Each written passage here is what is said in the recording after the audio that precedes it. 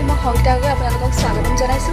চাওঁ হওক হাততে সংবাদ। দয়া জুনিয়ৰ কলেজৰ তিথিৰ মূৰত পানী, নামটিত তৰুণ চন্দ্ৰনাথৰ মানৱ সম্পদ, মৰিয়নিত অন্বেষা গোস্বামীলৈ স্মাৰক বঁটা, চীনৰ বিৰুদ্ধে যুঁজিবলৈ আগ্ৰহী যুৱক। তিথিৰ মূৰত এচলো পানীকে দি থলে জয়া জুনিয়ৰ কলেজে। যোৰহাটৰ ৰজাদিনীয়া ৰাজমাও পুখুৰীৰ পাৰত টাইচাবৰ দ্বাৰা প্ৰতিষ্ঠিত কলেজখনৰ 1 জুলাইত আছিল প্ৰতিষ্ঠা দিৱস। কিন্তু পৃথিৱীৰ অসুখৰ কালত উলহ মালহেৰে পালন কৰিবলৈ অপাৰগ হ'ল কৰ্তৃপক্ষ। সেয়ে অনুষ্টুপীয়া আয়োজনেৰে অধ্যক্ষ মণিৰাম লাহনে শুভাকাংক্ষীলৈ বাৰ্তা প্ৰেৰণেৰে কয়, পৰিৱেশ পৰিস্থিতিৰ দাস হৈ তিথিৰ মূৰত পানী চলো দি থবলৈ বাধ্য হলো। অনাগত দিনত সকলোৰে সহায় সহযোগিতা কামনা কৰিলো। আত্মপ্ৰকাশ দৰ্শন বাৰ্তা। তাপৰ আদৰ কমিছে।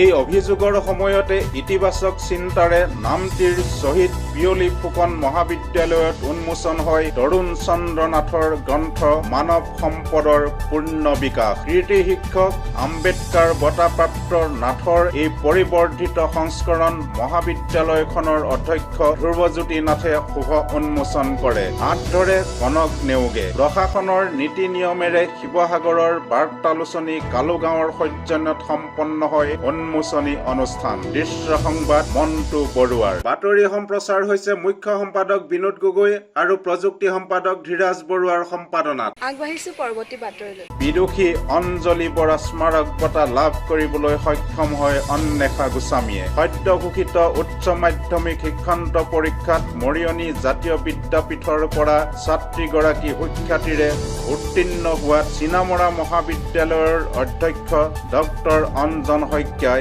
শাহু মাকৰ স্মৃতিত এই বঁটা প্ৰদান কৰিছে। শিক্ষাবিদ আনন্দ শইকীয়া, অধ্যাপক ডক্টৰ ভূপেন্দ্ৰনাথ গোস্বামী, বিদ্যাপীঠৰ অধ্যক্ষ ৰঞ্জিত গোহাঁই বৰুৱা, শিক্ষক জয়দীপ বুঢ়াগোহাঁই, গ্ৰন্থাগাৰ সহযোগী পল্লৱী বৰাকে ধৰি কেইবাগৰাকীও গুণী মানীয়ে সীমিত কাৰ্যসূচীত বিভিন্ন দায়িত্ব পালন কৰে।